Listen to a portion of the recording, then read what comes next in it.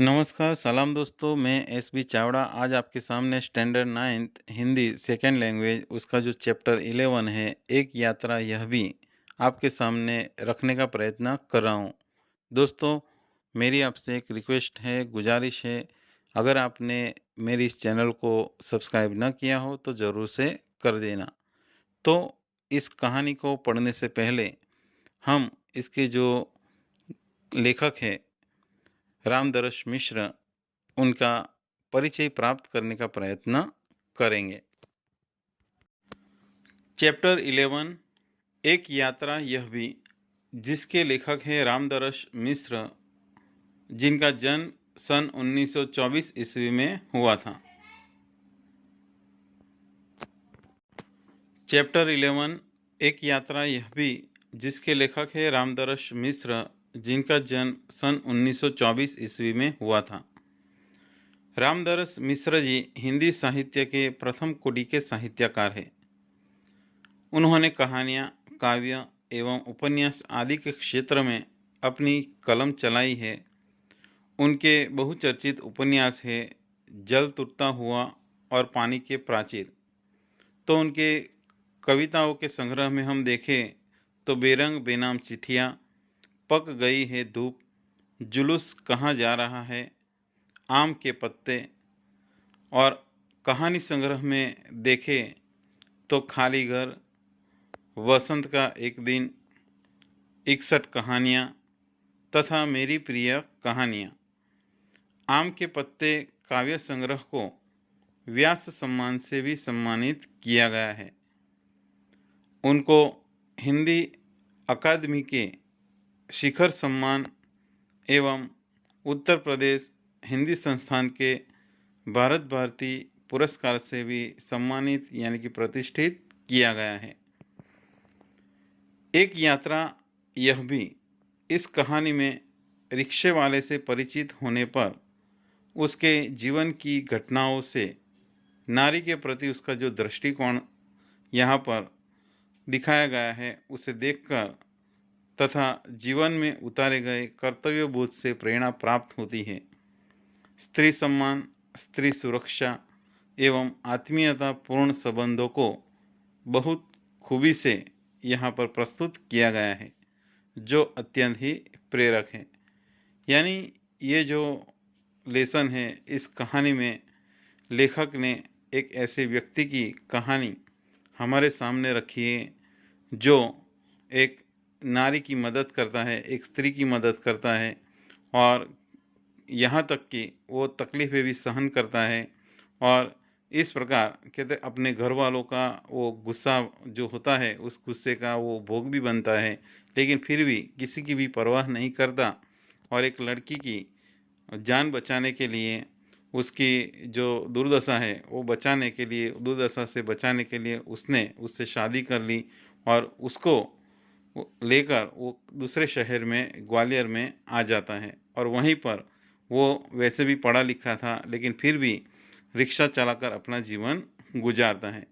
तो उस युवक से लेखक की जो मुलाकात होती है, इससे लेखक को बातचीत से उस समय पता चलता है कि ये जो युवक है वो कितना अच्छा और समझदार युवक है, कि जिसके मन के अंदर स्त्री के प्रति जो भावना है, जो अपनापन है, जो कर्तव्य भावना है, वो लेखक को उसके अंदर दिखाई देती है।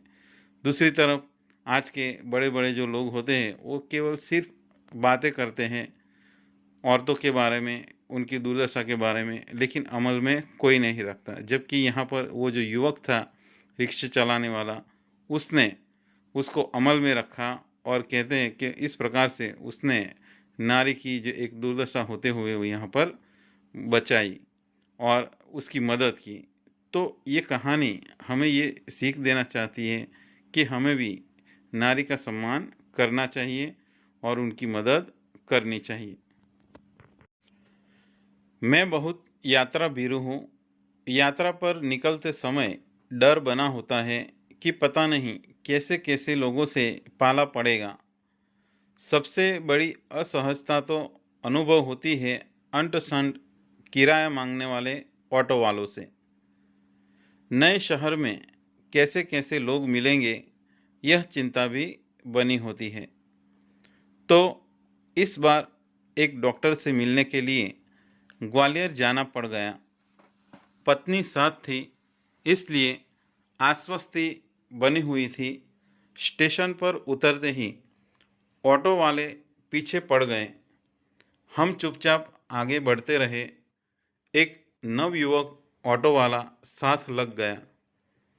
हम कुछ बोले बिना आगे बढ़ते ही रहे कि उसकी आवाज़ आई, बाबूजी, आप आखिर कहीं जाएंगे ही और कोई ऑटो करेंगे ही, तो फिर मेरा ऑटो क्यों नहीं ले? उसकी जिद और आवाज़ में कुछ ऐसा आकर्षण महसूस हुआ कि मैंने स्वीकृति दे दी। वह प्रेम भरी बातें करता रहा और हमें डॉक्टर के यहाँ पहुँचा दिया। उसके द्वारा बताए वांछित पैसे देकर डॉक्टर के घर की कॉल बेल बजाई। ज्ञात हुआ कि डॉक्टर ने क्लिनिक की जगह बदल दी है। ऑटो वाला बिना हमारे कहे हमारा इंतज़ार कर रहा था। हमें नई जगह पर पहुंचा दिया। मैंने पूछा, कितने पैसे दे दूं? बाबूजी, जो इच्छा हो दे दीजिए। वैसे डॉक्टर के घर से यहाँ तक का किराया तो अतिरिक्त हो गया ना।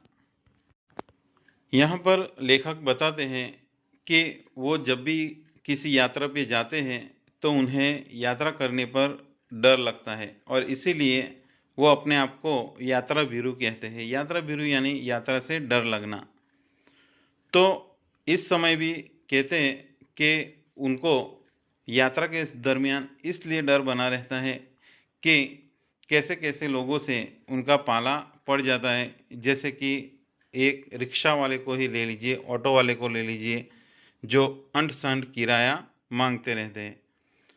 नए शहर में कैसे-कैसे लोग मिलेंगे और ये भी उनकी चिंता बनी होती है और इसीलिए वो जब भी घर से निकलते हैं, उनके मन के अंदर ये डर बना रहता है।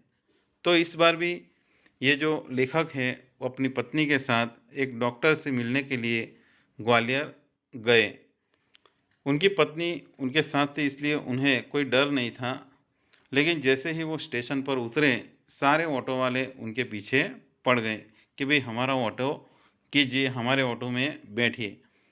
तो ऐसे ही एक जो नवयुवान था, वो ऑटो चला रहा था, तो वो भी लेखक के पीछे-पीछे चल दिया और जहाँ तक लेखक और उनकी पत्नी जा रहे थे, उनके पीछे-पीछे गया और फिर उसने लेखक को आवाज़ देकर कहा कि बाबूजी, आप आखिर कहीं न कहीं तो आप जाने वाले ही हैं और किसी न किसी का रिक्शा या ऑटो आप किराए पे करोगे ही, तो फिर मेरी रिक्शा, मेरी ऑटो क्यों नहीं?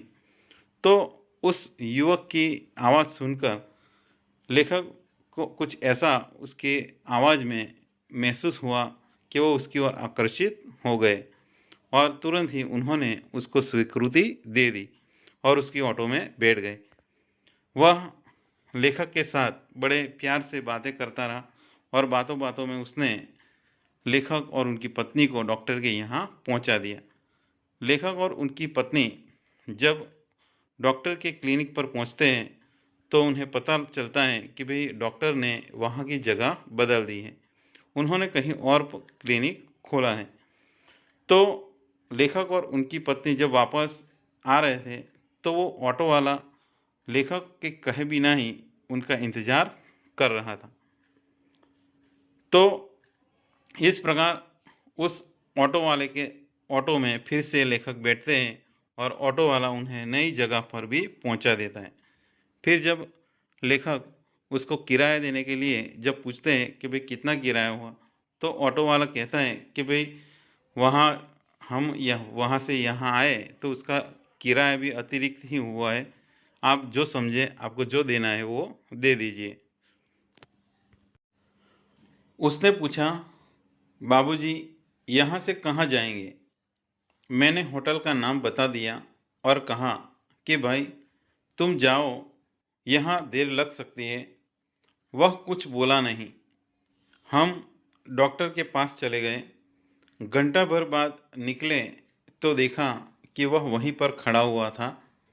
अब हमें महसूस होने लगा था कि यह ऑटो वाला कुछ और है। वह हमारे भीतर घर करता गया। होटल पर छोड़कर उसने पूछा कि फिर कब आऊं? यानी यानी आप शहर में घूमेंगे फिरेंगे ना? आपको यहाँ यानी कि जहाँ पर जाना होगा ले चलूँगा। वैसे यहाँ कब तक है? कल शताब्दी से लौटेंगे। तो आपको घुमाने के लिए कब आ जाऊँ? भाई, आज तो थके हैं, आराम करेंगे, कल घूमेंगे। ठीक है बाबूजी, यह रहा मेरा मोबाइल नंबर, मुझे फ़ोन करके बुला लीजिएगा।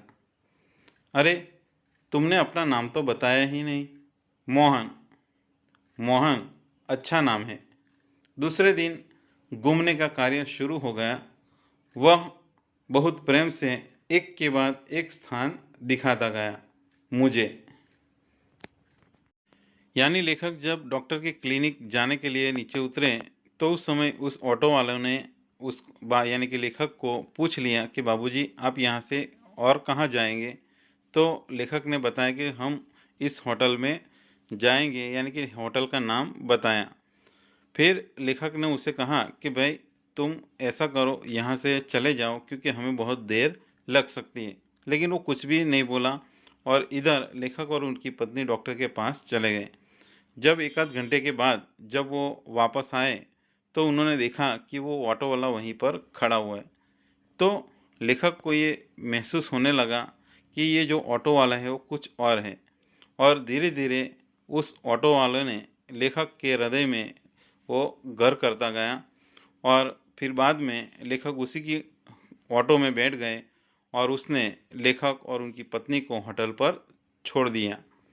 फिर बाद में उसने निकलते हुए उनको पूछा कि मैं अब फिर कब आऊँ? यानी यानी आपको शहर में मैं आपको यानी कि आप शहर में आए हो, तो यहाँ आकर आप इस शहर के अंदर घूमेंगे फिरेंगे। तो लेखक कहता है कि हाँ, वो तो घूमेंगे लेकिन आज नहीं, आज हम बहुत थक गए हैं, कल आना। तो इस प्रकार वो ऑटो वाला जो है वो लेखक को कहता है कि ठीक है, बराबर मैं कल आ जाऊँगा, ये मेरा मोबाइल नंबर है, आप मेरा मोबाइल नंबर लिख लीजिए। तो लेखक उसको उसका नाम पूछते हैं कि भाई तुमने अपना नाम तो बताया ही नहीं। तो वो कहता है कि मेरा नाम मोहन है। तो नाम सुनकर लेखक कहते हैं कि बहुत अच्छा नाम है। फिर बाद में दूसरे दिन वो ऑटो वाला उनको घुमाने के लिए ले गया। यानी लेखक और उनकी पत्नी दोनों का घूमने का काम शुरू हो गया। और वो ऑटो वाला एक के बाद एक बड़े प्रेम से अलग-अलग स्थानों पर उनको घुमाने लगा और अलग-अलग जगह दिखाने लगा। मुझे बाबूजी और पत्नी को अम्मा नाम से संबोधित करता रहा। घूम कर होटल पर लौटे तो चाय पीने के लिए उसे भी कमरे में बुला लिया। वह बहुत संकोच के साथ आया। चाय पान के साथ हमारी पारिवारिक वार्ता शुरू हो गई। पत्नी ने पूछा कि बेटे, तुम ग्वालियर के हो? नहीं अम्मा, मैं मूलतः आगरा का हूँ। यहाँ आना पड़ गया। हमें लगा कि वह यह कहते कहते कुछ भर आया है, इसलिए चुप रहे। लेकिन वह स्वयं बोलने लगा, आगरा में अपना घर है, माँ बाप तो बचपन में ही गुजर गए, बड़े भाई ने मेरी परवरिश की, भाई वकील है, मैं भी बीए पास हूँ, कोई नौकरी खोज रहा था कि एक चुप्पी सी छा गई। हमें लगा कि इसके साथ कोई अवांछित घटना घटी है। उसे छेड़ा नहीं, किंतु उसने फिर कहना शुरू किया, मैं नौकरी की तलाश में इधर उधर भटक रहा था। एक दिन भटक कर लौट रहा था कि रास्ते में एक परिचित लड़की मिल गई। बदहवासी गिगियाती हुई मोहन यानी गिगियाती हुई बोली कि मोहन, मुझे बचा लो। क्यों, क्या हुआ? मेरे माँ बाप एक अधेड़ के साथ मुझे बेच रहे हैं। मैं कुएं में गिरकर जान दे दूंगी, किंतु उस खुसट अधेड़ के साथ नहीं जाऊंगी। मैं बहुत असमंजस में पड़ गया। क्या करूं? कर भी क्या सकता हूं? मुझे लगा कि स्टेशन चलना चाहिए। स्टेशन यानी कि पुलिस स्टेशन। वहां उसे ले गया और थानेदार से हकीकत बयान की। वे कुछ देर सोचते रहे कि क्या किया जा सकता है। थानेदार साहब बोले, इसकी एफआईआर लिखकर इसके माँ बाप को हवालात में बंद कर देता, लेकिन फिलहाल चिंता इस लड़की की है कि आखिर इसके लिए क्या किया जाए। एक छोटी सी चुप्पी के बाद वे एकाएक बोले कि तुम्हारी शादी हो गई है। मैंने न में सिर हिलाया तो बोले कि तुम इससे शादी क्यों नहीं कर लेते। यानी लेखक यहाँ पर बताते हैं कि ये जो ऑटो वाला जो था वो मुझे बाबूजी और मेरी पत्नी को अम्मा के नाम से वो संबोधित करता रहा, और इस प्रकार हमें घुमाकर कहते कि होटल पर जब हम वापस लौटे तो मैंने भी उन उसको चाय पीने के लिए हमारे कमरे में बुला लिया।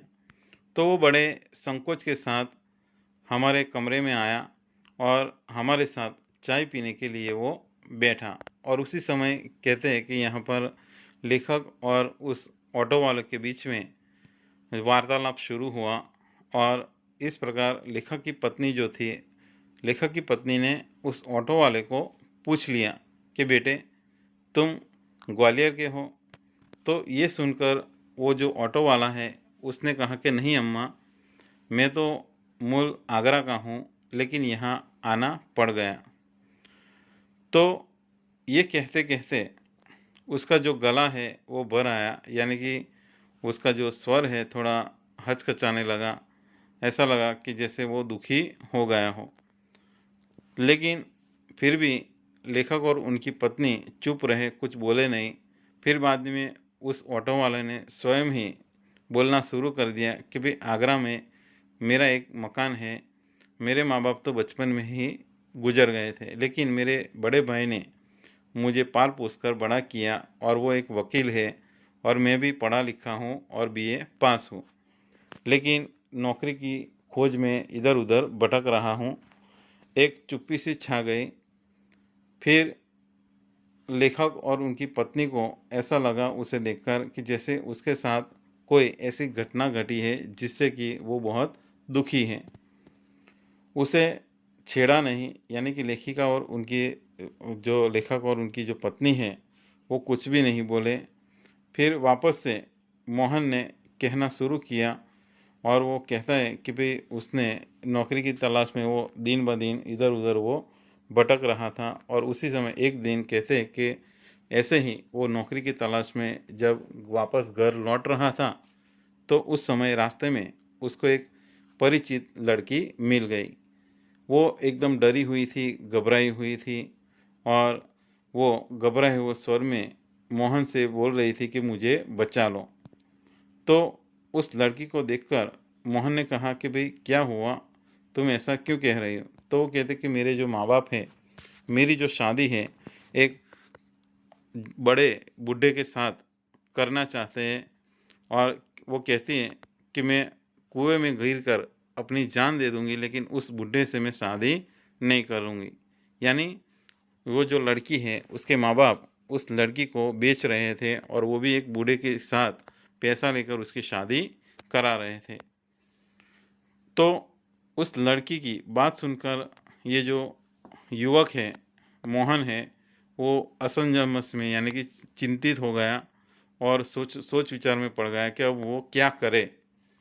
वैसे भी वो कर भी क्या कर सकता है, क्योंकि उसको लगा कि भाई नहीं, अब उसे पुलिस स्टेशन ले जाना चाहिए, और वो उसे सीधा पुलिस स्टेशन ले गया और थानेदार से बातचीत करके उसने सारी हकीकत वह उनके सामने बताई, और इस प्रकार उस लड़की की जो हालत थी उस हालत के बारे में उस थानेदार को वाकिफ़ किया। फिर ये सारी घटना सुनकर कुछ देर उस थानेदार जो है वो एफआईआर लिखते हुए वो कहते हैं कि भाई मैं इस एफआईआर को लिखकर इस लड़की के माँ बाप को इस हवालात में बंद तो कर दूं, लेकिन चिंता इस बात की है कि इस लड़के का क्या होगा और उसका क्या किया जाए, उसे कहाँ रखा जाए। तो ये सुनकर कहते हैं कि अचानक वहाँ पर एक शांति सी वहाँ छा गई। कोई एक शब्द भी बोल नहीं रहा था।